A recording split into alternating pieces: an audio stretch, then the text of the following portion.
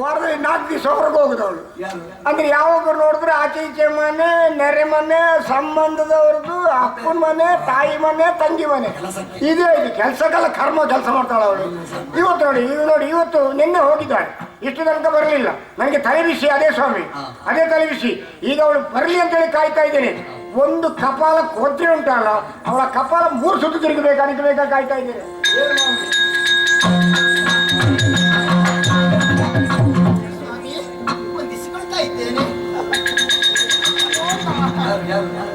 ನಾನು ಬಂದಿದ್ದೇನೆ.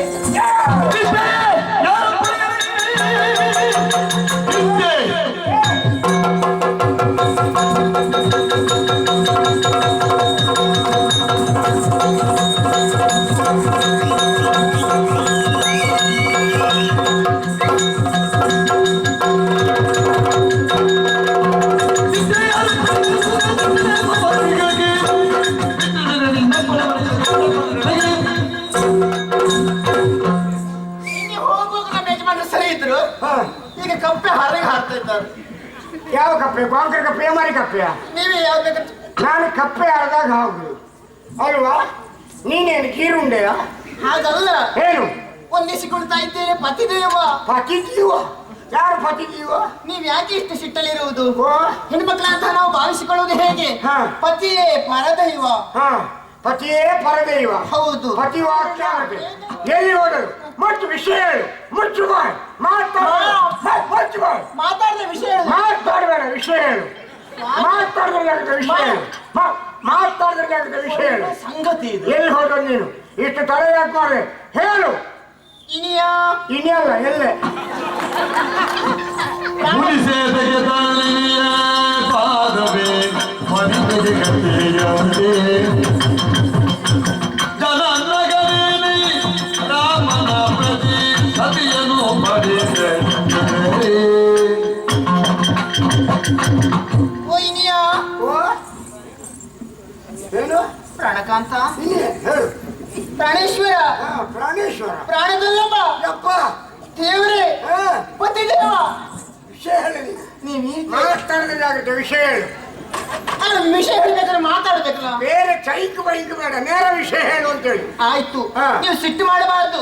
ನೀವೆಲ್ಲ ಸಿಟ್ಟು ಮಾಡಿದ ನೀವು ಒಂದು ಮಾತಾಡ್ಲಿಕ್ಕೆ ಆಗುದಿಲ್ಲ ಅಂತ. ಮತ್ತೆ ಇಷ್ಟು ಮಾತಾಡಿದಲ್ಲ, ಇದು ಯಾವ ಮನದಿಂದ? ಹೆದರಿ ಮಾತಾಡಿದ್ದು.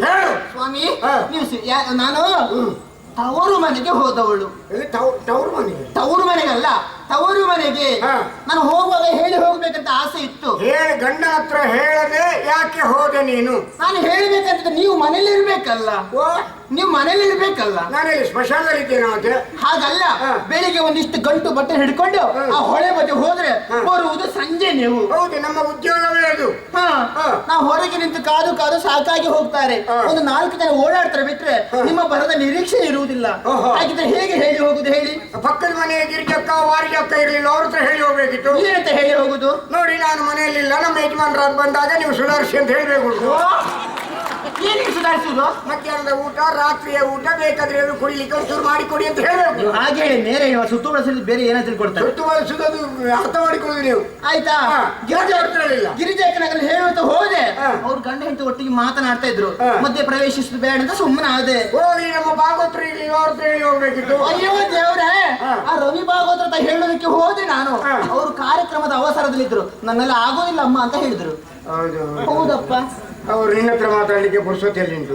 ಮನೇಲಿ ಅವ್ರ ಹೆಂಡತಿ ಮಾತಾಡ್ತಲೇ ಪುರ್ಸೊತ್ತಿ ಇರಲಿಲ್ಲ ಅವರಿಗೆ, ಮತ್ತೆ ನೀನು ತಿಳಿಯುದು. ಅದು ಹೌದು. ಆಯ್ತಾ? ಅವ್ರ ಹತ್ರ ಮಾತಾಡೋದು ತಾಪತ್ರೆ. ಇನ್ನು ಹೊಳೆ ಬದಿ ಬಂದು ಹೇಳಿ ಹೋಗುವುದಕ್ಕೆ ತಡವಾಗ್ತದೆ ಎನ್ನುವಂತಹ ಉದ್ದೇಶದಿಂದ ಮನೆ ಎದುರು ಅಮಟೆ ಮರ ಇರ್ಲಿಲ್ವಾ? ಅಮಟೆ ಮರಕ್ಕೆ ಕತ್ತಿಯನ್ನು ಹೀಗೆ ಚುಚ್ಚಿ ಹೋದೆ. ಓ, ನಿನ್ನ ಗಂಡ ಅಂತ ಹೇಳಿದ್ರೆ ಅಮಟೆ ಮಾಡುವ? ಹಾಗಲ್ಲ, ನಮ್ಮ ಜಾತಿಯಲ್ಲಿ ಒಂದು ಸೂಚನೆ ಇಲ್ವಾ? ಮನೆಯ ಒಳಗಿದ್ರೆ ಹೀಗೆ, ಹೊರಗಿದ್ರೆ ಹೀಗೆ ಎಂಬುದಾಗಿ. ಹಾಗಾಯ್ತಲ್ಲ, ಅಮಟೆ ಮರ.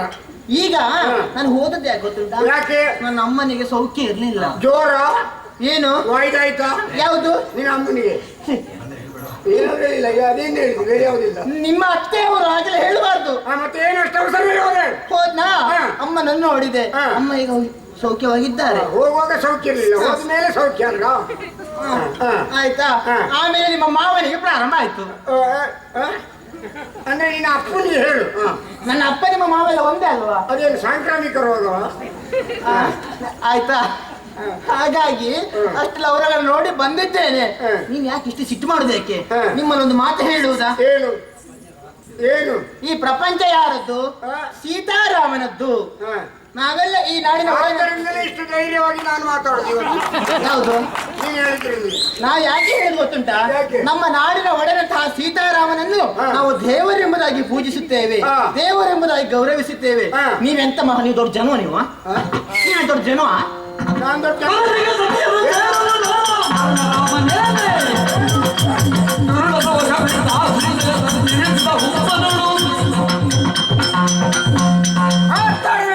ನಾನು ಯಾಕೆ ಇಷ್ಟು ಮಾತಾಡಿ ಗೊತ್ತುಂಟು? ಲೋಕದೇವರಂತಹ ಶ್ರೀರಾಮಚಂದ್ರನ ಹೆಂಡತಿಯಂತಹ ಸೀತಾದೇವಿಯನ್ನು ರಾವಣೇಶ್ವರ ಕದ್ದುಕೊಂಡು ಹೋದ. ಪರಿಣಾಮ ಏನಾಯ್ತು? ಆ ರಾವಣನನ್ನು ಕೊಂದು ಆ ರಾಮದೇವರು ಸೀತಾದೇವಿಯನ್ನು ಮನೆ ಸೇರಿಸಿಕೊಳ್ಳಿಲ್ವ ಹೇಳಿ? ಹೀಗಿರುವ ನೀನ ಕಿಶಿ ಗೌರವ ಮಾತಾಡುದು ನೀವು? ರಾವಣ ಕದ್ದುಕೊಂಡು ಹೋದಂತಹ ಸೀತೆಯನ್ನು ರಾಮ ತಂದು ಮನೆಯಲ್ಲಿ ಇರಿಸಿಕೊಂಡಿದ್ದಾನೆ. ನಾನು ಮರ್ಯಾದೆ ಮರ್ಯಾದೆಯಿಂದ ಹೇಳ್ತೇನೆ, ಮನೆಯಿಂದ ಹೊರಡೋದು, ಮನೆಯಿಂದ ಹೊರಡೋದು.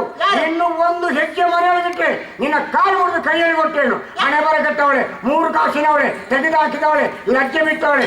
ಏನು ರಾಮನಿಗೆ ಹೆಂಡತಿಗೆ ಬೈಲಿಕ್ಕೆ ಧೈರ್ಯ ಇಲ್ಲ, ನನಗೆ ಧೈರ್ಯ ಉಂಟು. ಇದು ನನ್ನ ಮನೆ, ಇದು ನನ್ನ ಮನೆ. ಎಲ್ಲಿ ಹಕ್ಕುಂಟು ತೋರಿಸು. ಹಕ್ಕುಂಟು. ಏನು ಹಕ್ಕುಂಟು? ಮದುವೆಗೆ ಬರುವ ಇಷ್ಟು ಹೊತ್ತು ಬರ್ಲಿ. ಎತ್ಕೊಂಡ್ ಬಂದದ್ದು ಸುಡಿ ಕಟ್ಟು, 4 ಹಾಳೆ ಕಟ್ಟು ತಂದ್ರೆ ಇಷ್ಟು ಹೊತ್ಕೊಂಡು ಬಂದು ಅದ ದೊಡ್ಡ ಗಂಟು ತಂದಿದ್ದೇನಲ್ಲ. ಏನ್ ಮರ್ಯಾದೆ ಹೇಳ್ತಾ ಇದ್ದೇನೆ. ಹೋಗು, ನೀನು ನನ್ನ ಮನೆಯೊಳಗೆ ಪ್ರವೇಶ ಮಾಡುವ ಯೋಗ್ಯತೆಯನ್ನು ಕಳ್ಕೊಂಡಿದ್ದೀವಿ. ಹೋಗ್ಲಿಂದ ಏನ್ ಮಾಡ್ತೀರಿ? ಹೋಗ್ಲಿ ಅಂತೇಳಿ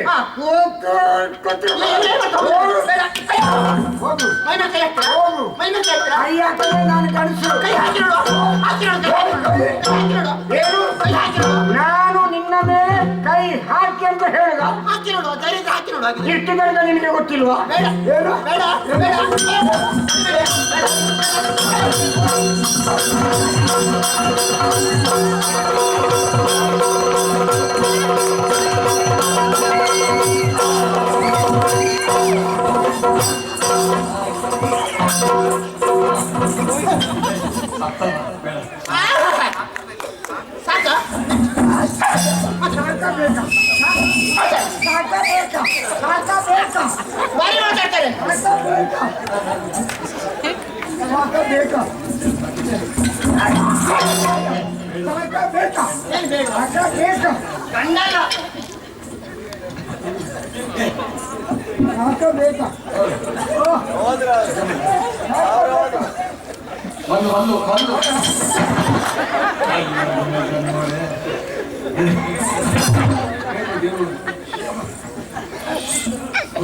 ಅವಳು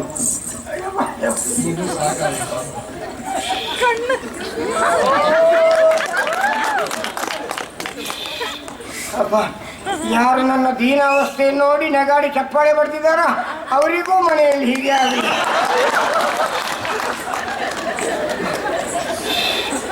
ಹೆಂಗಸ್ರಲ್ಲ ಓ ಸಾಕಬೇಕಂತಂದ್ರೆ ಹೊಡೆದದ್ದು ಅವಳು, ಪಕ್ಕದ ಮನೆಯವರಿಗೆ ಗೊತ್ತಾಗಬಾರ್ದು ನಾನೇ ಹೊಡಿದು ಅಂತೇಳಿ ಗೊತ್ತಾಗ್ಲಿಕ್ಕೆ ಬೇಕಾದ್ರೆ ಸಾಕಬೇಕಂತ ಹೇಳಿದ್ರು. ಓ ಇದು ಇವತ್ತು ಮಾತ್ರ, ಯಾವಾಗಲೂ ಇರ್ಲಿಕ್ಕೆ ನಾನು ನಿಮ್ಮನೆಯವನು, ನಿಮಗಾದ್ರೆ ಯಾವಾಗಲೂ ಈಗ ಉಂಟು.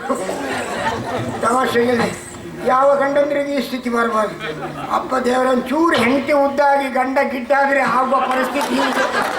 ಇನ್ನು ನನ್ನ ಕತೆ ಆದ್ರೆ ಹೀಗೆ, ಕೆಲವ್ರ ಮನೆ ಹೆಂಗಸರು ಇಷ್ಟು ಸ್ಕೋರ ಇದ್ದಾರೆ, ಆ ಗಂಡಂದಿರೋ ಅವಸ್ಥೆ ಏನು ದೇವರಿಗೆ ಗೊತ್ತು.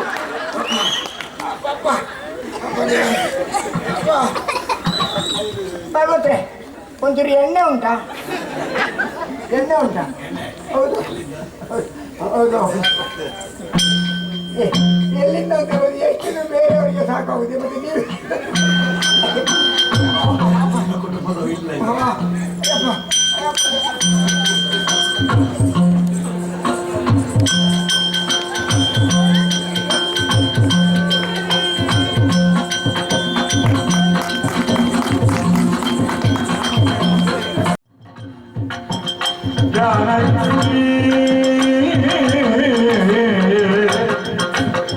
ಬದುಕುಗಿಷ್ಟು ವಿಚಿತ್ರ ಜಾಗೆ ಒದಗಿಸೋ ಕೆಳಗೆ ಹುದುಗಿತು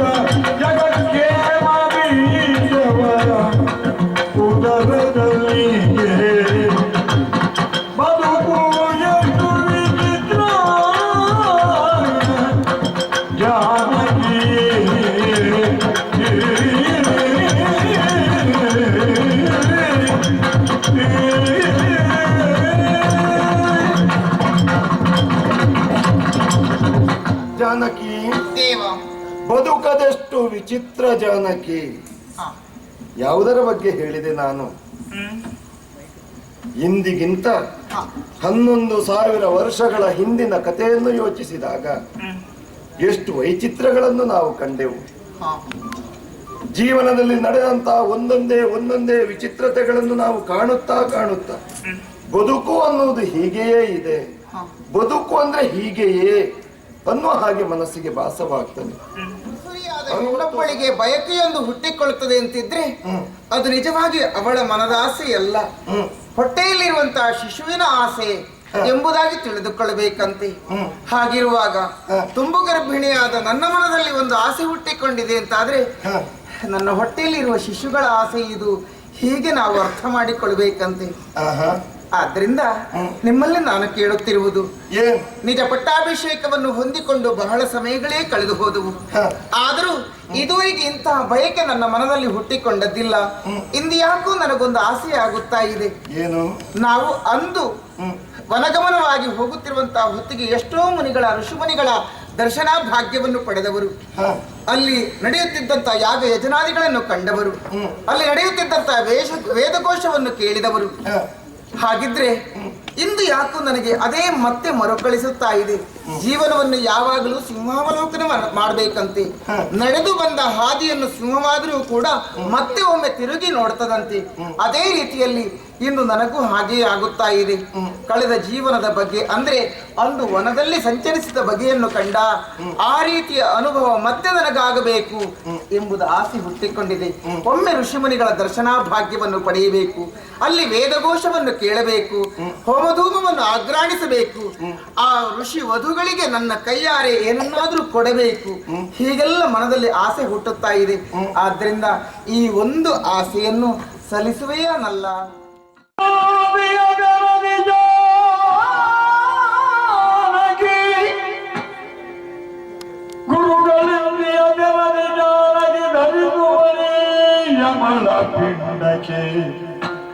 ಅಮಲ ಪಿಂಡಕ್ಕೆ ಗುರುತರದಲ್ಲಿ ಶ್ರೀ ರಕ್ಷೆಯಿದ್ದ ಬೆಯರುದ ದೈವಗಳನ್ನು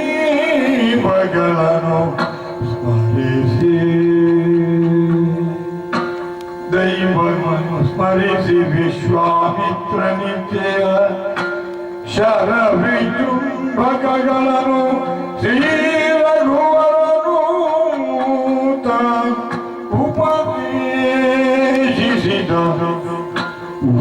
ಉಪದೇಶಿಸಿದ ಗರ್ಭಸ್ಥ ಶಿಶುಗಳಿಗೆ ಉಪದೇಶವನ್ನು ಇತ್ತನ ಶ್ರೀರಾಮ.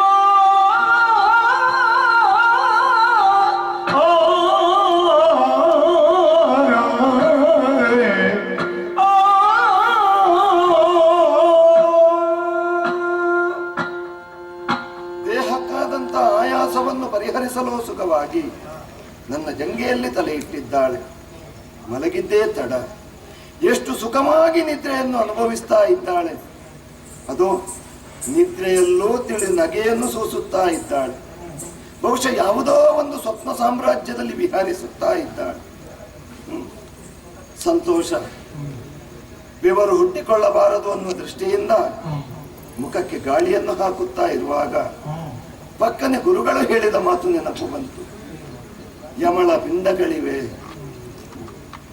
ಹೌದು, ಆ ಪಿಂಡಗಳಿಗೆ ರಕ್ಷೆಯನ್ನು ಕೊಡಬೇಕಾದ್ದು ತಂದೆಯಾಗಿ ನನ್ನ ಕರ್ತವ್ಯ. ಹೌದು, ಆದ್ದರಿಂದಲೇ ವಿಶ್ವಾಮಿತ್ರರಿಂದಲೇ ಪ್ರದತ್ತವಾದಂತಹ ವಿಜೃಂಭಕಾಸ್ತ್ರ ಅದನ್ನು ಆ ಮಕ್ಕಳಿಗೆ ಗರ್ಭಕ್ಕೆ ಉಪದೇಶ ಮಾಡಿ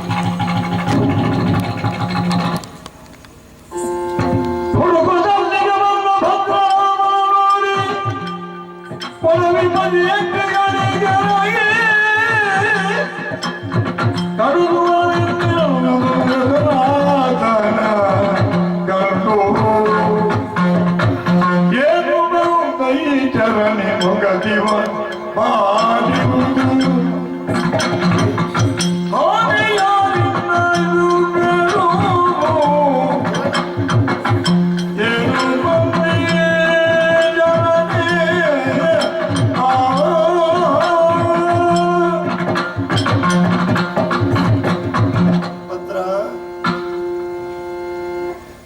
ಬೃಂದಾವನವನಕ್ಕೆ ನಾನು ಬಂದವ ಮಡದಿಯ ಜೊತೆಗೂಡಿ ಸಂತೋಷದಲ್ಲಿ ವಿಹರಿಸುತ್ತಾ ಮಡದಿ ಆಶೆಯನ್ನು ಈಡೇರಿಸುತ್ತಾ ಇರುವಾಗ ಪಕ್ಕನೆ ನಿನ್ನ ಆಗಮನ.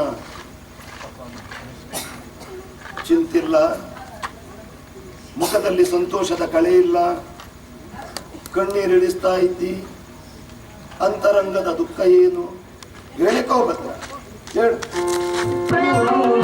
ಜೀವನ ಮಂತ್ರಾಗಾರದಿ ವಂದನಾರದಿ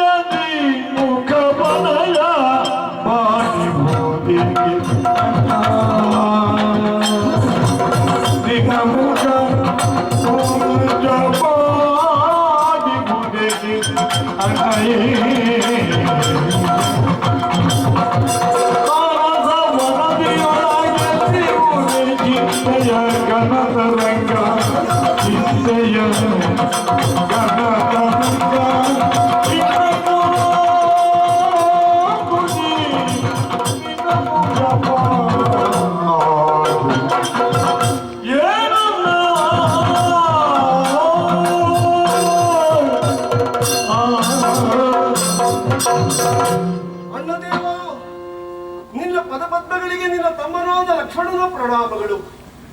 ಅಗ್ರಜ, ಅಯೋಧ್ಯೆಯಲ್ಲಿ ನೀನು ನಗುತ್ತಾ ಇದ್ರೆ ಪ್ರತಿಯೊಬ್ಬರು ಆನಂದ ಸಾಗರದಲ್ಲಿ ಓಲಾಡ್ತಾರನ್ನ ತೇಲಾಡ್ತಾರೆ. ಅಯೋಧ್ಯೆಯ ಜನತೆಯ ಆಸರೆಯ ಉಸಿರಾಗಿರುವಂತಹ ನೀನೇ ಗಾನ ವದನವನ್ನು ತಾಳಿದ್ರೆ ಯಾರಿಗೂ ಕಲೆ ಇಲ್ಲ ಅಣ್ಣ. ಯಾರಿಗೂ ಯಾವ ತೆರನಾದಂತಹ ಸಂತೋಷವೂ ಇರುವುದಕ್ಕೆ ಸಾಧ್ಯ ಇಲ್ಲ. ಜೀವನದಲ್ಲಿ ಬಂದಿರುವಂತಹ ಕೆಲವು ಆಪತ್ ಪರಂಪರೆಗಳನ್ನೆಲ್ಲ ಸುಲಲಿತವಾಗಿ ಸಾಗಿ ದಾಟಿ ಬದುಕಿನಲ್ಲಿ ದೃಢತೆ ಇದೆ, ವಿಶ್ವಾಸ ಇದೆ, ಅಚಲತೆ ಇದೆ ಎನ್ನುವುದನ್ನು ತೋರಿಸಿಕೊಟ್ಟ ಮಹನೀಯ ಮನುಕುಲದಲ್ಲಿ ಹುಟ್ಟಿ ಬೆಳೆದಂತಹ ಬಾಳಿದ ರಾಜ ಮಹಾರಾಜರುಗಳಲ್ಲಿ ನಾವೇ ಪ್ರಥಮರೇನು ಅಲ್ಲ ಮಗು. ಅಲ್ಲ, ನಮಗಿಂತ ಹಿಂದೆ ಎಂತೆಂತಹ ವಿಕ್ರಮಿಗಳು, ಎಂತೆಂತಹ ದಾನಶೂರರು, ಎಂತಹ ತ್ಯಾಗವನ್ನು ಮಾಡಿದವರು ಹುಟ್ಟಿದ್ದಾರೆ, ಆಳಿದ್ದಾರೆ, ಬಾಳಿದ್ದಾರೆ. ಹೌದು. ಯಾರು ಇದುವರೆಗೆ ರಣಕ್ಕೆ ಹೆದರಿದವರಲ್ಲ, ಅಂಜಿದವರಲ್ಲ. ಅದೇ ವಂಶದಲ್ಲಿ ಹುಟ್ಟಿ ಬಂದವರು ನಾವು. ಸರಿ, ಆದರೆ ನಾವು ಅದು ಹೆದರಬೇಕಾದ್ದು ಯಾವುದಕ್ಕಾಗಿ? ಅಪವಾದಕ್ಕೆ ನಾವು ಅಂಜಬೇಕು ಮಗು. ಹೌದಲ್ಲ? ಹೌದು. ಈ ಹೊತ್ತಿನಲ್ಲಿ ಅಂತಹ ವಂಶದಲ್ಲಿ ಹುಟ್ಟಿ ಬಂದಂತಹ ನಮಗೆ ಅಪವಾದ ಬಂತು ಮಗನೇ, ಅಪವಾದ. ಅಪವಾದವೇ? ಹೌದು ಅಣ್ಣ. ತಣ್ಣೀರನ್ನಾದರೂ ತಣಿಸಿ ಕುಡಿಯಬಲ್ಲಂತಹ ನಿನ್ನ ಬದುಕಿನಲ್ಲಿ ಕೇಳಲಾಗದ ಕೇಳಬಾರದ ಅಪವಾದ ಬಂತೆ. ಹೌದು. ಯಾರ ನಿಮಿತ್ತ, ಯಾವುದಕ್ಕಾಗಿ, ಯಾರು ಹೇಳಿದ್ರು, ಯಾವ ವಿಚಾರ? ಜನಕಜೆಯಿಂದಲಾಗಿ ನನಗೆ ಅಪವಾದ ಬಂತು. ನಮ್ಮತ್ತಿಗೆಯಿಂದ? ಹೌದು. ಯಾವುದನ್ನ? ಪುರದತ್ತ ತಿರುಗಾಟಕ್ಕೆ ಹೋದಂತಹ ಭದ್ರ ಅಗಸರ ಕೇರಿಗೆ ಹೋದನಂತೆ. ಏನಾಯ್ತಂತೆ? ಅಲ್ಲಿ ನಡೆದ ಸಂಭಾಷಣೆಯನ್ನು ಬಂದು ಹೇಳಿದ. ಯಾವುದು? ಪತಿಯಲ್ಲಿ ಹೇಳದೆ ಅಗಸನ ಮಡದಿ ತವರು ಮನೆಗೆ ಹೋಗಿದ್ಲಂತೆ. ಹಿಂತಿರುಗಿ ಬಂದಾಗ ಅಗಸ ಮನೆಗೆ ಸೇರಿಸಲಿಲ್ಲವಂತೆ. ಅದಕ್ಕೆ ಅವನ ಮಡದಿ ಹೇಳಿದ್ಲಂತೆ, ಏನಂತ?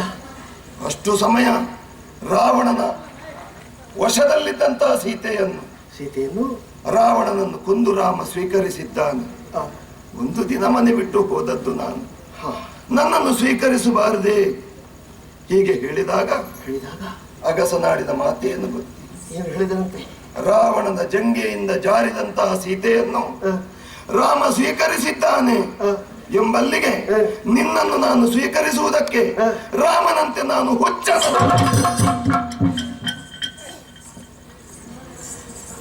ಇಂತಹ ಅಪವಾದವನ್ನು ಕೇಳಿದ ಮೇಲೆ ತೀರ್ಮಾನವೊಂದನ್ನು ಕೈಗೊಂಡಿದ್ದೇನೆ. ರಾಜಾರಾಮನಾಗಿ ಬಾಳುತ್ತೇನೆ ಮಗು, ನಾನು ಸೀತಾರಾಮನಾಗಿ ಬಾಳುತ್ತಾ ಇಲ್ಲ. ಆದ್ದರಿಂದ ಸೀತೆಯನ್ನು ತ್ಯಜಿಸುವವನ ಮಾಡಿದ್ದೇನೆ.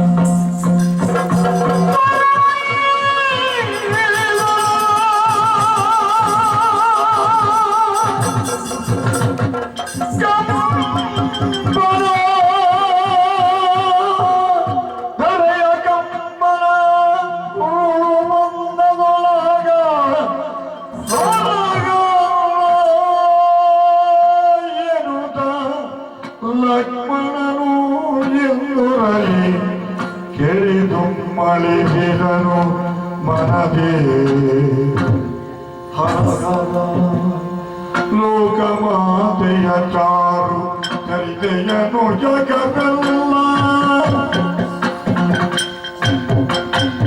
ಚಾರು ಚರಿತೆಯನು ಜಗವೆಲ್ಲ ಗಮನದಿಂದ ತೊಗಡುವುದು ನಾಗಮಾದಿಗಳು ದಯ ಗಂಟಿಗರು ಭಾವಗಮನಕ್ಕೆ ಮುಖ್ಯದು ಬಂದಿರುವುದ ಹಲಗರ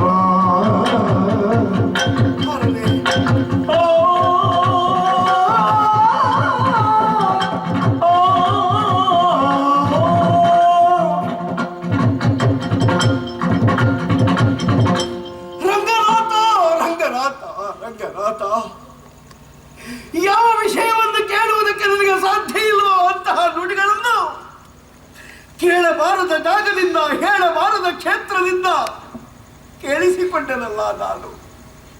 ಯಾಕಪ್ಪ, ನನ್ನ ಪ್ರಾಣ ಪಕ್ಷಿ ಇನ್ನೂ ಹಾರದೆ ಉಳಿದಿದೆ. ಇದನ್ನೆಲ್ಲ ಕೇಳಿಸಿಕೊಳ್ಳುವುದಕ್ಕೆ ನನಗೆ ಯಾಕಪ್ಪ ಬೇಕಿತ್ತು ಈ ಬದುಕು? ಲೋಕಮಾತೆಯಾದ ಪಾವನ ಚರಿತೆಯಾದಂತಹ ಉದಾತ್ತೆಯಾದ ಸೀತಾದೇವಿಯ ಕಲ್ಯಾಣ ಗುಣವನ್ನು ಕೇಳದೇ ಇದ್ದವರು ಯಾರು, ನೋಡದೇ ಇದ್ದವರು ಯಾರು, ಮನಗಾಣದೇ ಇದ್ದವರು ಯಾರು? ಲೋಕವೇ ತಿಳಿದಿದೆ ಅವಳು ಸಚ್ಚರಿತೆ, ಅವಳು ಪುನೀತೆ, ಅವಳು ಪಾವನೆ, ಅವಳು ಶೀಲವಂತೆ ಅಂತ.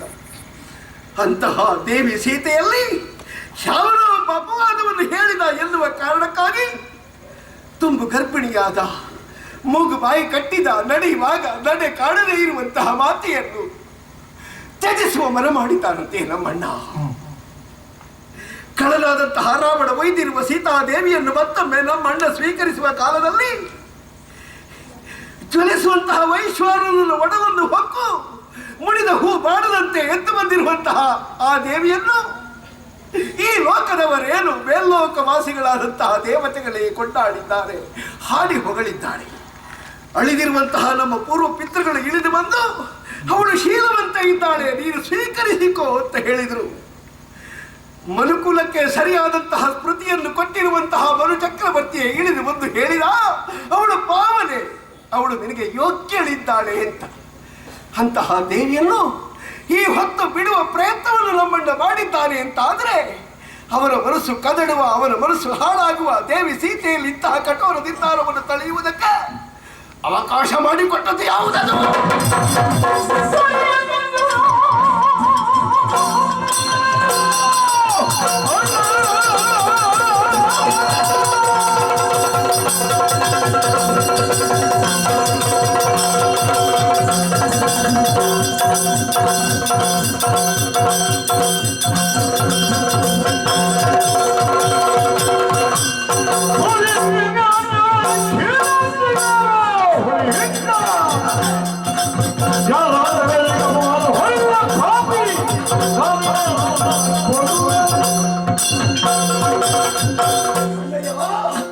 ಪ್ರಪಂಚಕ್ಕೆ ಬೆಳಕನ್ನು ಕೊಡಬಲ್ಲಂತಹ ಸೂರ್ಯನಾರಾಯಣನನ್ನು ಕಂಡು ಯಾವನ ಒಬ್ಬ ತಲೆ ಹಾಳಾದವ ನೀನು ಸರಿ ಇಲ್ಲ ಅಂತ ಮೇಲ್ಮುಖವಾಗಿ ನೋಡಿ ಉಗುಳಿದು ಅಂತಾದ್ರೆ ಭಗವಂತನಾದ ನೇಸರನಿಗೆ ಐದಲು ಅಂಟುವುದೇ ಅಣ್ಣಯ್ಯ?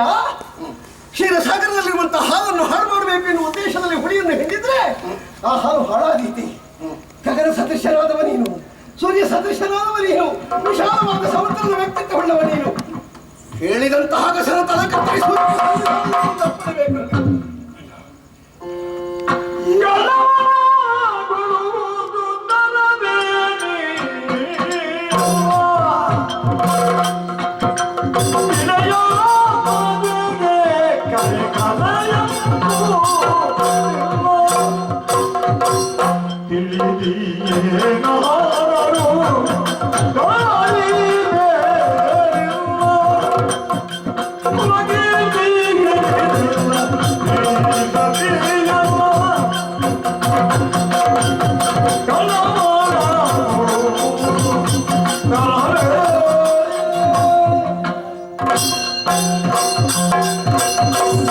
ರಜಕನನ್ನು ದಂಡಿಸ್ತೀಯ ಮಗನೇ? ಎಂತಹ ಅವಿವೇಕದ ಮಾತುಗಳನ್ನು ಆಡ್ತಾ ಇದ್ದೀನಿ. ಆ ಕಾರ್ಯವನ್ನು ನೀನು ಮಾಡಿದೆ ಅಂತಾದ್ರೆ ನಾವು ಏನನ್ನು ಮಾಡಿ ತೋರಿಸಿದ ಹಾಗಾಯಿತು. ಬಡವನೊಬ್ಬನ ಬಾಯನ್ನು ಮುಚ್ಚಿಸುವುದಕ್ಕಾಗಿ ದೇಹ ಬಲ ಅಧಿಕಾರ ಬಲದಿಂದ ದರ್ಪವನ್ನು ತೋರಿಸಿದ್ರು. ಇನ್ನೊಂದು ಅಪವಾದವನ್ನು ಹೊತ್ತುಕೊಳ್ಳಬೇಕೆ? ಸೀತೆ ಪರಮ ಪುನೀತೆ ಅನ್ನುವುದು ನಾನು ಅರಿಯದಂತಹ ಮೂಢನೆ. ಅಗ್ನಿ ಪ್ರವೇಶ ಮಾಡಿ ಆ ಮೂಲಕವಾಗಿ ಶುದ್ಧ ಅಂತಃಕರಣೆಯಾದಂತಹ ಆಕೆಯನ್ನು ಸ್ವೀಕರಿಸಿದವ ನಾನು. ಆದರೆ ಯಾಕೆ ಈ ತೀರ್ಮಾನ ಕೈಗೊಂಡೆ? ಅಗಸನೇನೋ ಬಾಯಿ ಬಿಟ್ಟು ಹೇಳಿದ ಅಲ್ಪಮತಿ ಎಷ್ಟು ಮಂದಿಯ ಮನಸ್ಸಿನಲ್ಲಿರಬಹುದು? ಹೇಳುವ ಧೈರ್ಯ ಇಲ್ಲದೆ ಅವರು ಹೇಳಲಿಲ್ಲ. ಮಗು, ಇದೇ ವಿಷಯವನ್ನು ಗುರುಗಳಾದ ವಸಿಷ್ಠರಲ್ಲಿ ಹೇಳಿಕೊಂಡಾಗ ಸೀತೆಯನ್ನು ತ್ಯಾಗ ಮಾಡ್ತೇನೆ ಎಂಬುದಾಗಿ ಹೇಳಿದಾಗ ತ್ಯಾಗ ಮಾಡಿದ್ರೆ ದುಃಖವಲ್ಲದೆ ಇನ್ನೇನು ಅಂತ ಹೇಳಿದ್ರು. ಅವರು ನಿರ್ದೋಷಿ ಅಂತ ಹೇಳಲಿಲ್ಲ. ಮಗು, ಯೋಚಿಸಿ ನೋಡಿ. ನಮ್ಮ ಹಿರಿಯರು ಬಾಳಿದಂತಹ ಕೀರ್ತಿ ಏನು ಮಗು? ಅದನ್ನು ಆಚರಿಸಿಕೊಂಡು ನಡೆಯುತ್ತಾ ಇರುವಂತಹ ನಾವು ಕೊಡುವ ಬವಣೆ ಏನು? ನನ್ನ ಸತಿ ಸೀತೆಯೊಂದಿಗೆ ಬಾಳುವ ಮನಸ್ಸು, ಆ ಇಚ್ಛೆ, ಆ ಸಂತೋಷ ನನ್ನ ಪ್ರಜೆಗಳಿಗಿಲ್ಲ ಮಗು. ಅವರಿಗೆ ಹಿತ ಇಲ್ಲ ಅಂತಾದ್ರೆ ನಾನು ಯಾಕೆ ಆ ರೀತಿ ಬಾಳಬೇಕು? ಅದಕ್ಕಾಗಿ ತ್ಯಜಿಸುವುದೇ ಎಂಬುದಾಗಿ ತೀರ್ಮಾನ ಮಾಡಿದ್ದೇನೆ. ಕಂದ, ತುಂಬು ಗರ್ಭಿಣಿಯಾದಂತಹ ಸೀತೆಯಲ್ಲಿ ಮನದ ಆಶೆ ಏನು ಎಂಬುದಾಗಿ ಹೇಳಿಕೊಂಡಾಗ ಕಾಡಿಗೊಮ್ಮೆ ಹೋಗಬೇಕು, ಋಷಿ ಮುನಿಗಳ ಸಂದರ್ಶನವನ್ನು ಮಾಡಬೇಕು, ಹೀಗೆ ಅಭೀಷ್ಟವನ್ನು ತೋಡಿಕೊಂಡಿದ್ದಾಳೆ. ಅವಕಾಶವನ್ನು ಕಲ್ಪಿಸಿ ಕಳುಹಿಸಿಕೊಡುತ್ತೇನೆ ಅಂತ ಹೇಳಿದ್ದೇನೆ. ಆದ್ದರಿಂದ ಈ ಹೊತ್ತಿಗೆ ಅದನ್ನೇ ನೆವವಾಗಿಟ್ಟುಕೊಂಡು ಆಕೆಯನ್ನು ವಿಪಿನಾಂತರದಲ್ಲಿ ಬಿಟ್ಟು ಅಣ್ಣ, ರಾಜಾರಾಮನ ಆಜ್ಞೆ ಇದು.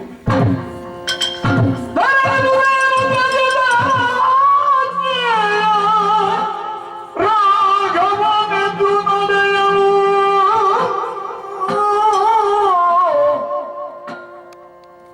ಮರುಗಿ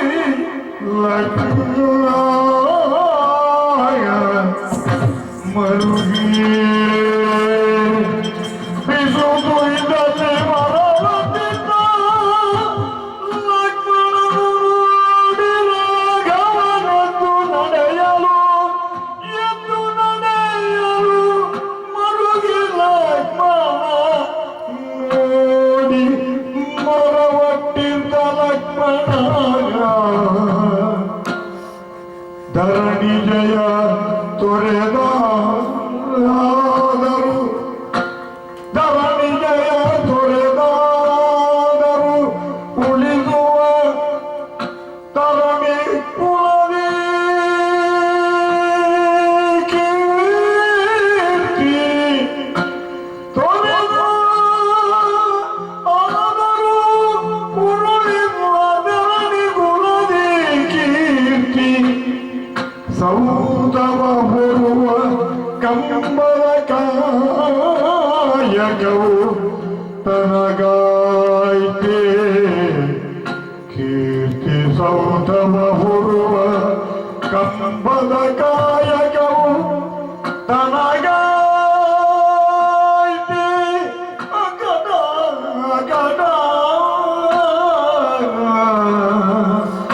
ಏನು ಲಕ್ಷ್ಮಣನು ರಾಘವನೆಂದು ನಡೆಯಲು ನೋಡಿ ಲಕ್ಷ್ಮಣ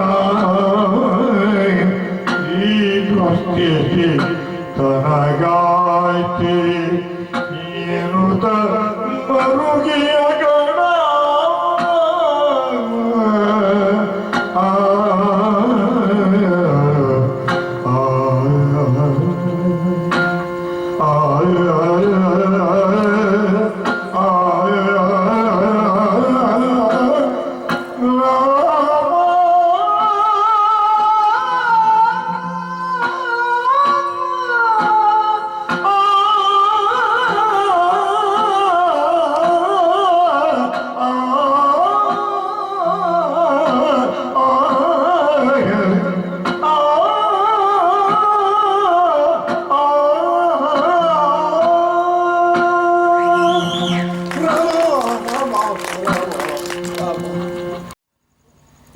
ಮುಖವನ್ನು ಕಂಡಾಗ ಮನಸ್ಸಿನಲ್ಲಿ ಏನಿದೆ ಅನ್ನುವುದನ್ನು ತಿಳಿದುಕೊಳ್ಳುವುದಕ್ಕೆ ಸಾಧ್ಯವಿದೆಯಂತೆ. ಮುಖವೆನ್ನುವುದು ಕೈಗನ್ನಡಿ ಇದ್ದ ಹಾಗೆ. ನಿನ್ನ ಮನದಲ್ಲಿ ಏನೋ ಇದೆ ಅಂತ ನನಗೆ ಅರ್ಥವಾಗುತ್ತಾ ಇದೆ. ಏನೇನೋ ಇದೆಯಮ್ಮ, ಇದೆ. ಹೇಳು ಮಗು, ಏನನ್ನ ಹೇಳುವುದಕ್ಕಾಗಿ ಬಂದೆ ನೀನು? ಹೇಳು ಲಕ್ಷ್ಮಣ. ಚಿತ್ತವಿಸಿದೆ ಹೇಳಪ್ಪ. ದೇವಿ ಇತನು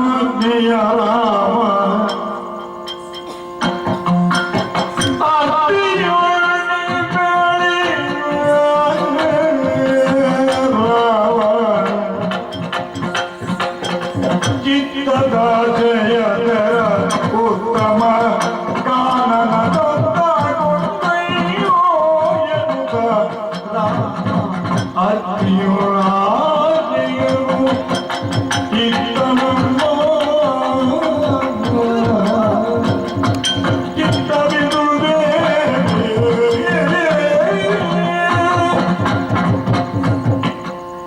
ಉಮಾದೇವಿ ಸೀತಾ ಮೈದುನ, ಮೊನ್ನೆ ದಿವಸ ನೀವು ನಮ್ಮಣ್ಣನಲ್ಲಿ ಒಂದು ಬಯಕೆಯನ್ನು ತೋಡಿಕೊಂಡಿರಂತೆ. ಹಾ, ಹೇಳಿಕೊಂಡಿದ್ದೆ. ಕಾಡಿನ ಸೌಂದರ್ಯವನ್ನೊಮ್ಮೆ ಕಣ್ಣಾರೆ ಕಾಣಬೇಕು, ಋಷಿಮುನಿಗಳನ್ನೆಲ್ಲ ನೋಡಬೇಕು, ಹೌದು, ವೇದ ಮಂತ್ರದ ಸುಘೋಷವನ್ನು ಕೇಳಬೇಕು, ನಿಜ. ಹೋಮದ ಧೂಮವನ್ನು ಅಗ್ರಾಡಿಸಬೇಕು, ಹೇಳಿದ್ದು ಹೌದು. ಮುನಿವಧುಗಳಲ್ಲಿ ಬಾಯಿ ತುಂಬ ಮಾತಾಡಬೇಕು, ಆ ಅವರಿಗೇನಾದರೂ ದಾನ ದಕ್ಷಿಣೆಗಳನ್ನು ಕೊಟ್ಟು ಅವರ ಆಶೀರ್ವಾದವನ್ನು ಪಡೆದು ಮತ್ತೆ ಸ್ವಲ್ಪ ಸಮಯ ಇದ್ದು ಅರಮನೆಯನ್ನು ಸೇರಿಕೊಳ್ಬೇಕು ಅಂತ ಕೇಳಿಕೊಂಡಿರಂತೆ. ನೀವು ಹೇಳಿದ್ದೇನಪ್ಪ. ಅದು ನೀವು ನಮ್ಮಣ್ಣನಲ್ಲಿ ಹೇಳಿದ್ದೀರಲ್ಲ, ಹಾ, ಅದನ್ನೆಲ್ಲ ನಡೆಸುವುದಕ್ಕೆ ಇದು ಸರಿಯಾದ ಕಾಲ ಅಂತ ಹೇಳ್ತಾರೆ. ಏನಂದೆ ಮಗು? ದಿಗದೆ ನಿನ್ನಯ ವಚನ ಸೌಮಿತ್ರಿ ಬೇರು ಹದಗೊಪ್ಪಿದನೆ ರಮಣ ಸೌಮಿತ್ರಿ ಹದಗೊಪ್ಪಿದನೆ ರಮಣ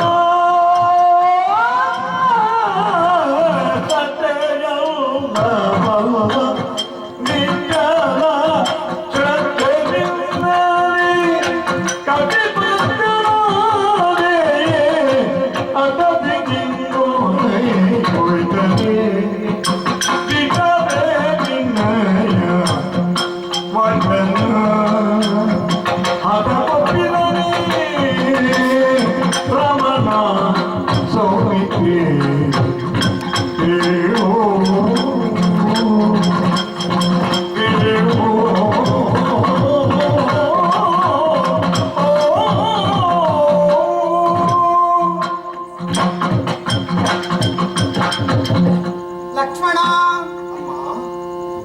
ಆನಂದ ತುಂದಿಲ್ಲ ಅಂತ ಕಾರಣಳಾದೆ ನಾನು ಈ ಹೊತ್ತಿನಲ್ಲಿ. ಹೌದು ಮಗು, ನಿಜವೇ, ಇದು ದಿಟ್ಟವೇ. ನನ್ನವರ ಆಡಿದಂತಹ ಮಾತಿದು ಸತ್ಯವೇ ಕಂದ. ಹೌದಲ್ಲ, ನನ್ನದು ಹಠ ಎಂಬುದಾಗಿ ಎಲ್ಲಿಯೂ ತಪ್ಪಾಗಿ ತಿಳಿಯಲಿಲ್ವಲ್ಲ. ಇದಕ್ಕಾಗಿ ಒಪ್ಪಿದನೇ ಎನ್ನ ರಮಣ. ನಿಜ. ಅಡವಿಗೆ ಕೊಂಡೊಯ್ಯುವ ಬಗ್ಗೆ ನಿನ್ನಲ್ಲಿ ಆಜ್ಞಾಪಿಸಿ ಹೋಗಿದ್ದಾರೆ. ಒಳ್ಳೆಯದು ಕಂದ. ನನ್ನ ಮನಸ್ಸಿನ ತೋಡಿಕೆಯನ್ನು ಕೇಳಿಕೊಂಡು ನಾನು ಹೇಳಿಕೊಂಡಾಗ ಅದಕ್ಕಾಗಿ ನಿನ್ನಲ್ಲಿ ನನ್ನನ್ನು ಕಳುಹಿಸಿಕೊಡು. ಹೌದು, ನಾನೊಬ್ಬಳೇ ಹೋಗುವುದೇ?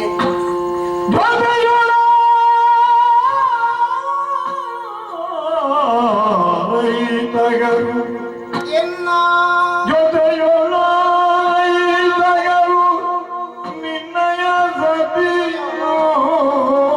ನಿನ್ನಯ ಸತಿಯು ಭರತನ ಭಾರ್ಯೆಯೋ ಭರತನ ಭಾರ್ಯೆಯೋ ಎನಗತಿ ಸಲುಗೆಯ ತಂಗಿ ಸುತಗೀರ್ತಿಯಳು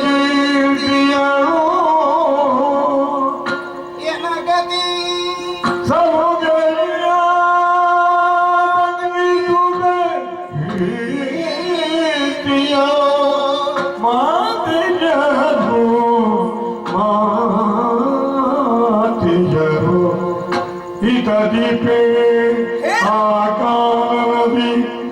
ಮುನಿ ಸತಿಯರಿಗೆ ಕೊಡಲೇ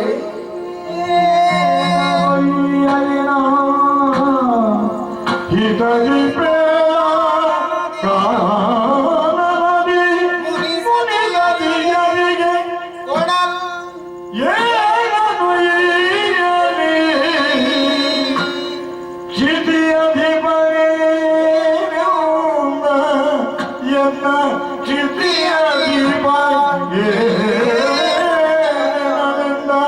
ತಲ್ಲನಿಸಿದ ಜೊತೆಯೊಳಾರೈತಗರು ನಿನ್ನ ಸತಿ ಭರತನ ಬಾಗೆ ತಂಗಿಸುತ್ತ ಕೀರ್ತಿಯೋ ಯಾರು ಬರಲು ಹೇಳು ಮಗು.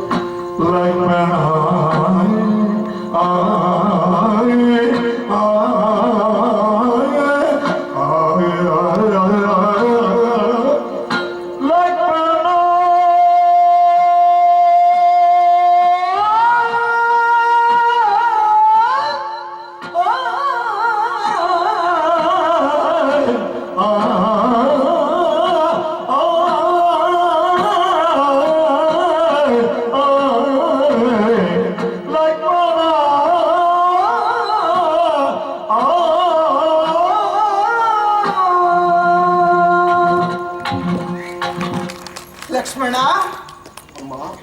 ನೀನಾಡಿದಂತಹ ಹೊತ್ತಿಗೆ ಒಮ್ಮೆಲೆ ನಾನು ಹೊರಡುವ ಸಿದ್ಧತೆಗೆ ಮುಂದಾಗಿ ಹೋದನಾದರೂ ಪಕ್ಕನೆ ನನಗೆ ನೆನಪಾಗಿ ಹೋದುದು. ನಾನು ಒಂಟಿಯಾಗಿಯೇ ಕಾಡಿಗೆ ಹೋಗಬೇಕೆಂಬುದಾಗಿ ನನ್ನ ರಮಣ ಬಯಸಿದನೆ. ನನ್ನ ಜೊತೆಯಲ್ಲಿ ಯಾರೂ ಬರುವುದಿಲ್ಲವೇ? ಅಂದ್ರೆ ನಿನ್ನ ಮಡದಿ ನನ್ನೊಂದಿಗೆ ಬರುವಳೆ? ಅಲ್ಲ, ಭರತನ ಭಾರ್ಯೆ ಬರುವಳೆ? ನನಗತಿ ಸಲುಗೆಯಳ ಶ್ರುತಕೀರ್ತಿ ನನ್ನೊಂದಿಗೆ ಇರುವಳೆ? ರಾಜಮಾತೆಯರು ಬರುತ್ತಾರೆಯೇ? ಸಮೀಪದಲ್ಲಿ ನೀವಿದ್ದೀರಿ ಗೊತ್ತಾಯ್ತು. ಸರಿ, ನಿದ್ರೆ ಮಾಡಿ ಕಾಲ ಹಾಳು ಮಾಡಬೇಕು.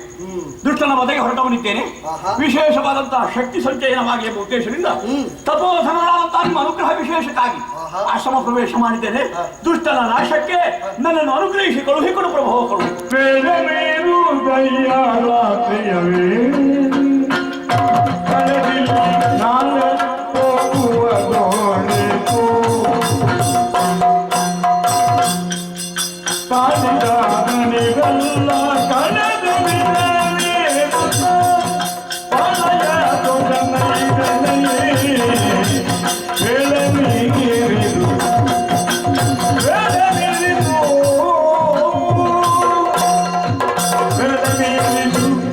ಒಳ್ಳೆ ವಿಚಾರವೇ. ಆದ್ರೆ ಸಮಯ ಮೀರಿತ್ತಲ್ಲ. ದುಷ್ಟನ ನಾಶ ಮೊದಲೇ ಆಗಬೇಕಿತ್ತು ಅಂತ ಹೇಳುವುದು ಹೇಗೆ?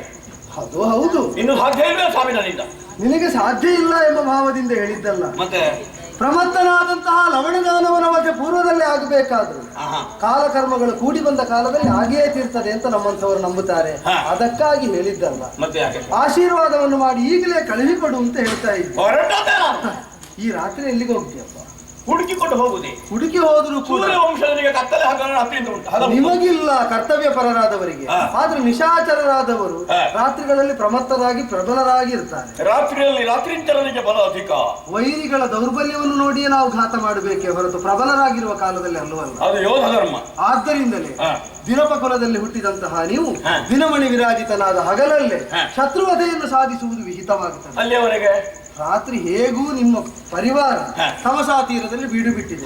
ನೀನು ಈ ಆಶ್ರಮದಲ್ಲಿ ಉಳಿಯಿತಿಯಾದ ಸೂರ್ಯವಂಶೀಯರಾದ್ರಿಂದ ಕೇಳ್ತೇನೆ. ಉಳಿದವರಿಗೆಲ್ಲ ಅರಮನೆಯಲ್ಲಿದ್ದವರಿಗೆ ಆಶ್ರಮ ರುಚಿತ್ತದೋ ಇಲ್ಲೋ ಗೊತ್ತಿಲ್ಲ. ಆದ್ರೆ ಸೂರ್ಯವಂಶೀಯರ ಅರಮನೆಯಲ್ಲಿದ್ದರೂ ಆಶ್ರಮದ ಬಗ್ಗೆ ಗೌರವವನ್ನು ಹೊಂದಿದೆ. ಖಂಡಿತ ಇಲ್ಲಿ ಉಳಿಯಿತಿ ಅಂತ ಆದ್ರೆ ಉಳಿಯುವುದಕ್ಕೆ ನಮ್ಮಲ್ಲಿ ಆಗುವ ವ್ಯವಸ್ಥೆ ಮಾಡುತ್ತೇನೆ. ನಾಳೆ ಸೂರ್ಯೋದಯ ಆದ ಬಳಿಕ ಅಪ್ಪಳ ನೀರಾರ ಪ್ರಭು ಇಲ್ಲೇ ಇರ್ತೇನೆ. ಪ್ರಸವ ವೇದನೆ. ಓ ಹೌದೇ? ಸರಿ ಸರಿ ಸರಿ. ಆ ಶಿಶುಗಳ ರಕ್ಷೆಗಾಗಿ ಆ ಗರ್ಭ ನಿರಾತಂಕಿತವಾಗಿ ಆ ಶಿಶುಗಳನ್ನು ಸಂಚರಿಸುವಂತೆ ಮಾಡುವುದಕ್ಕಾಗಿ ಇದು ರಕ್ಷಾಕಾರಿಯಾದ ಅವಳಿ ಮಕ್ಕಳಿಗೆ ಜನ್ಮವನ್ನಿತ್ತಿದ್ದಾಳೆ. ಹೌದೇ? ಕ್ಷೇಮಿಗಳಾಗಿದ್ದಾರೆ ತಾನೆ ತಾಯಿ ಮತ್ತು ಮಕ್ಕಳು. ಹೌದು ಗುರುಗಳೇ. ಒಂದು ನೋಡುವುದಕ್ಕೆ ಆಗ್ತದೆ, ಅನುವಾಗುತ್ತದೆ. ಸರಿ ಸರಿ. ಬಂದೆ ಬಂದೆ ಸೀತೆ ಎಲ್ಲಿಯ ಸೀತೆ? ಯಾವಾಗ ಬಂದಳು ಇಲ್ಲಿಗೆ? ಏನು ವಿಚಾರ? ಒಂದು ಅರ್ಥವಾಗುವುದಿಲ್ಲ. ಆಹಾ ಆಹಾ ಮಕ್ಕಳಲ್ಲ, ದೇವತೆಗಳು ದೇವತೆಗಳದು. ಎಷ್ಟು ಮುದ್ದು ಮುದ್ದಾಗಿವೆ, ಎಷ್ಟು ಓ, ನೀ ಇಲ್ಲೇ ಇದ್ದೀಯ? ಇಲ್ಲೇ ಇದ್ದೇನೆ ಪ್ರಭು. ಏನಪ್ಪ ಮುಖದ ಒಂದು ಅತಿಥಿಯನ್ನೇ ಮರೆಯಬೇಕು ಅಂತ ಆನಂದ ನೀವು ಹೊಂದಬೇಕು ಅಂತಾದ್ರೆ ಕಾರಣ ಏನಂತ ಅರ್ಥವಾಯ್ತು ನನಗೆ. ನಮ್ಮೊಳಗೆ ಸಂಭಾಷಣೆ ನಡೀತಾ ಇದ್ದು ಹಾಗೆ ಆಶ್ರಮವಾಸಿಗಳು ಹೇಳ್ತಾ ಇದ್ದಾರೆ, ಸೀತೆಗೆ ಪ್ರಸವ ವೇದನೆ, ನೀವು ಮಂತ್ರ ರಕ್ಷಣೆ ಹಿಡಿತೀರಿ, ಹೌದು, ಮರುಘಳಿಗೆಯಲ್ಲಿ ಅವಳು ಪ್ರಸವಿಸಿದ್ದಾಳೆ, ಸುಖ ಪ್ರಸವ ಹೌದು. ನೋಡಿ ಬರ್ತಾ ಇದ್ದೀರಿ, ಸಂತೋಷದಲ್ಲಿದ್ದೀರಿ, ಮುಖಮಂಡಲ ಹೇಳ್ತಾ ಇದೆ ಪ್ರಭು. ಆ ಮಕ್ಕಳನ್ನು ನೋಡಿದ್ರೆ ಯಾರಿಗೆ ಸಂತಸ ಆಗುವುದಿಲ್ಲ. ಒಟ್ಟು ಸಮಸ್ಯೆ ಗೊಂದಲಾಗಿ ಹೋಯ್ತಲ್ಲ. ಏನಪ್ಪ ಸಮಸ್ಯೆ? ಯಾವ ಸಮಸ್ಯೆಯೂ ಇಲ್ಲದೆ ಸುಖ ಪ್ರಸವ ಅಂತ ಹೇಳ್ತಾ ಇದ್ದಾರೆ. ನನ್ನ ಸಮಸ್ಯೆ ಪರಿಹರಿಸುವುದಕ್ಕಾಗುತ್ತದೆ ಪ್ರಭು. ಸೀತೆ ಎಂಬಂತಹ ಹೆಸರಿಗೆ ಈ ಅಯೋಧ್ಯೆಯಲ್ಲಿ ಎಷ್ಟು ಗೌರವ ಇದೆ ಅಂತ ಅವರಿಗೆ ಗೊತ್ತಿರ್ಬೇಕಲ್ಲ. ಯಾವ ಸೀತೆ ತಂದೆ? ಮೊದಲೇ ಆಶ್ರಮದಲ್ಲಿ ಇದ್ದವಳೆ ಅಲ್ಲ, ಆಮೇಲೆ ಆಶ್ರಮಕ್ಕೆ ಸೇರಿದವಳೆ, ಆಶ್ರಮವಾಸಿನಿಯೇ. ನನಗೆ ತಿಳಿದರೆ ಒಳ್ಳೆಯ ರೀತಿ ಸಮಸ್ಯೆ ಇಟ್ಟುಕೊಂಡು ನಾನು ಹೊರಡುದಾದ್ರೆ ಹೇಗೆ? ಅರಿಯುವ ಬಯಕೆ ಉಂಟು ನಿನಗೆ. ಖಂಡಿತ ಹೇಳಿದ್ರೆ ಸಂದೇಹ ಮತ್ತೆ ಉತ್ಪತ್ತಿ ಆದೀತು. ಅದಕ್ಕಿಂತ ತೋರಿದ್ರೆ ನೋಡುವ ಮನಸ್ಸುಂಟೆ? ನೋಡುವುದಕ್ಕೆ ಅವಕಾಶವಿದೆಯೇ? ನೀನು ನೋಡುತ್ತಿ ಅಂತಾದ್ರೆ ಇದು ಆಶ್ರಮದಲ್ಲಿ ಅಂತರ್ಪಟವಾಗಿ ತನಿಖೆ ಇರುವುದನ್ನು ಸರಿಸಿದ್ದೇನೆ. ನೋಡಿ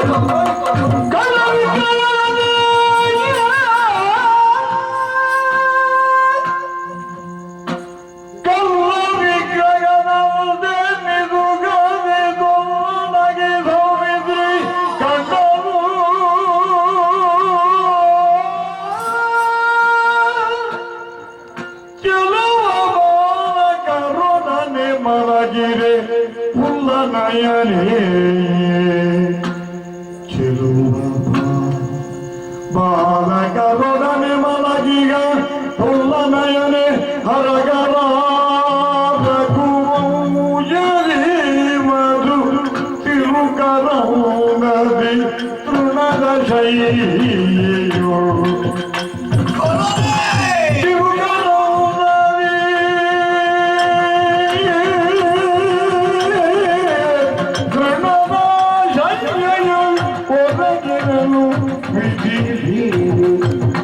ಹೊರಗಿರಲು ವಿಧಿ ವೀಲೆಯಲ್ಲಿ